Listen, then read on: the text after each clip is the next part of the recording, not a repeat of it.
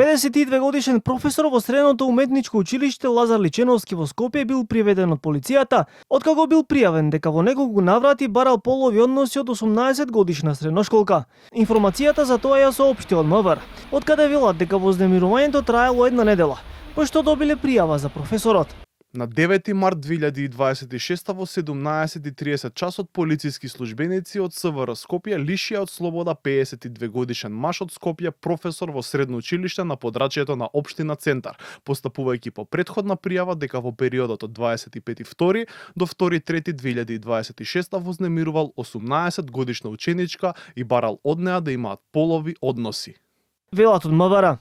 Директорот на училиштето Димитар Филиповски за Канал 5 не го криеше револтот од ваквиот настан и кажа дека тој лично го пријавил професорот. Вели дека го суспендирал од работното место и верува дека во иднина никогаш повеќе нема да се повторат вакви работи. Јас како директорот, како бев информиран од страна на ученичките, бидејќи кон една се најголемиот дел на такви неубави работи, значи меѓутоа има и неколку други. Веднаш повикав полиција и го пријавив настанот во МВР.